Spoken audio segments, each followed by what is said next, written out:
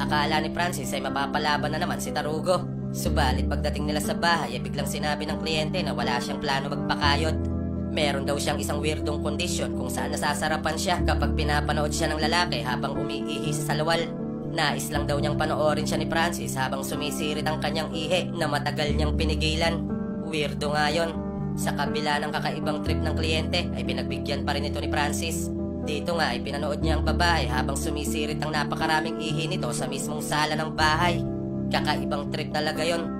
Kinabukasan, inaya nila Clarice si Francis na sumama sa kanilang kumain ng hapunan. Habang kumakain sila ay nagtanong si Clarice tungkol sa personal na buhay ni Francis.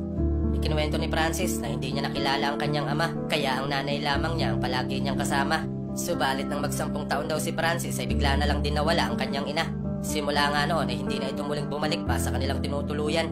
Habang nagkikwento ay hindi na mapigilan ni Francis ang kanyang luha, kaya nakiusap siya kay Clarice na yakapin siya nito upang kahit papano ay maibsan ang kanyang pangungulila.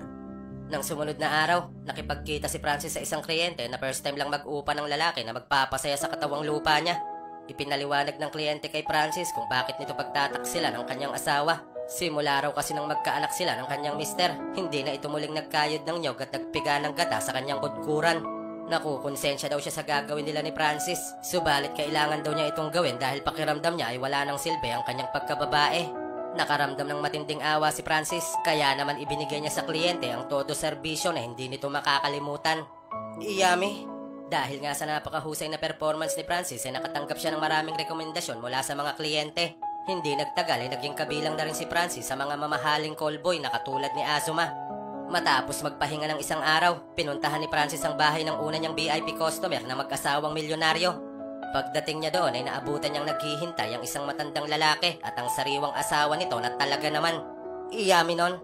Bago nila simulan ng serbisyong totoo ay pinaligo muna si Francis ng mag-asawa. Sinabi ng babae na hindi na tumatayo ang tarugo ng kanyang asawa at may taning na rin daw ang buhay nito. Sadista daw sa kama ang matanda, kaya naisa na ng babae na maging magaspang din ang performance ni Francis para masiyahan ang kanyang asawa. Wasakin mo ko sa harap ni Mister, kumbaga, gravy yun.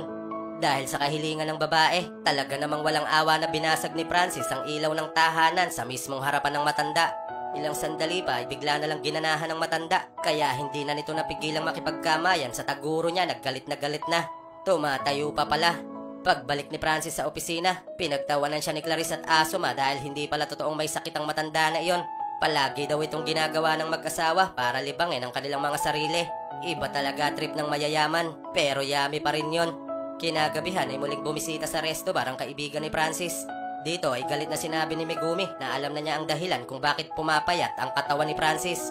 Tinanong ni Megumi kung bakit pinasok ni Francis ang ganong uri ng trabaho. Pinagbintangan pa niya si Clarice na baka pinipilit lang daw nito si Francis na gawin ang trabaho na iyon. Nagalit si Francis kay Megumi at sinabi niya na walang kinalaman si Clarice sa kung ano man ang ginagawa niya ngayon. Huwag na din daw umasa si Megumi sa kanya dahil kahit kailan ay hindi siya magugustuhan ni Francis. Sakit nun. Napaluha na lang si Megumi sa mga salitang binitawan ni Francis. Galit itong lumabas ng bar at simula nga noon ay hindi na sila muling nag-usap pa. Nagpatuloy si Francis sa kanyang trabaho at makalipas pa ang ilang araw, nagulat na lang si Francis nang makita niyang si Megumi na pala ang nag-arkila sa kanya. Sinubukang umatras ni Francis dahil hindi niya ito kayang gawin sa kanyang kaibigan. Subalit nagbakaawa si Megumi sa kanya, nagampanan niya ang sinumpaan niyang tungkulin. Nagbayad daw si Megumi ng 1 buwan na sahod niya para lang matikman ang chorizo na ipinagmamalaki ni Francis. Sinabi pa ni Megumi na ibinigay na rin niya ang kanyang katawan sa kaibigan nilang si Aristotle. Nagawa daw niya ito dahil sa galit niya kay Francis. Dito nga ay wala nang nagawa si Francis kundi ang gampanan ng sinumpaan niyang tungkulin. Matapos ibigay ni Francis ang 120% ni Tarugo, napaluha na lamang si Megumi matapos niyang mapagtanto na magkaiba talaga ang mundo na kanilang ginagalawan ni Francis.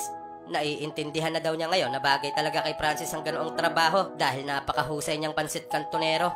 Paglabas ni Francis sa hotel ay sinalubong siya ni Clarice sa ibaba.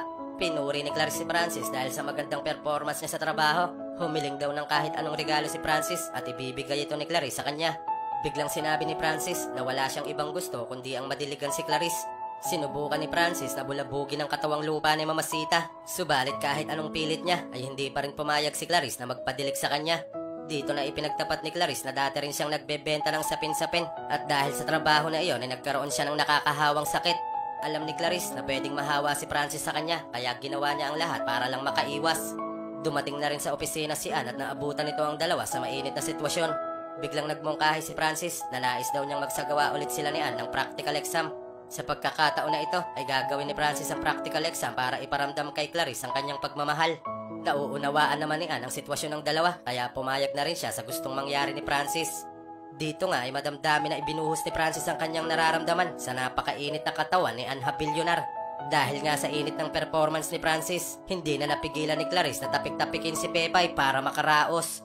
Iyami, nang matapos ang kanilang practical exam, sinabi ni Clarice kay Francis na that was so hot at sa kanya iniabot ang sweater ni Francis para hindi niya ito makalimutan. Kinabukasan, malungkot na dumating si Ann sa resto bar dahil nalaman pala ng mga otoridad ang tungkol sa hanap buhay ni Clarice. Bago damputin ng mga pulis si Clarice ay nag-iwan ito ng sulat para kay Francis. Sinabi ni Clarice sa sulat na huwag silang mag-alala dahil hindi na rin naman magtatagal ang kanyang buhay. Natukoy na rin daw ni Clarice kung sino ang nanay ni Francis. Naging kaibigan daw ng kasamahan niya noon sa factory ang nanay ni Francis. Sa hindi inaasahang pangyayari ay nagkaroon ng malubhang karamdaman ng kanyang ina na naging sanhe ng pagkasawi nito. Ito daw ang dahilan kung bakit hindi na binalikan si Francis ng kanyang ina. Nakiusap si Clarice na ibaling na lang ni Francis kay Ann ang kanyang nararamdaman at huwag rin niya itong pababayaan. Sa huling eksena ng palabas, makikitang ipinagpatuloy ni Francis ang naiwang negosyo ni Clarice. Makalipas lang ang ilang buwan ay naging matagumpay ang kanyang pamamahala dahil na rin sa tulong ni Ann at ni Asuma. Kahit si Francis na nga ang namamahala ng factory ay ginagampanan pa rin niya ang sinumpaan niyang tungkulin. Mahirap talagang tigilan ang trabaho na yan. Laging tatandaan na ang pagbebenta ng panandaliang aliw ay hindi magandang paraan para kumita ng pera. Ibigay na lang natin ng libre at walang kapalit kung kinakailangan. Iyami nun. Dito na nga po nagtatapos ang ating kwento na talagang kwento lang. Maligayang Pasko sa inyong lahat at manigong bagong taon mga kayami. Magkita-kita tayo ulit sa susunod na lokohan. Salamat po.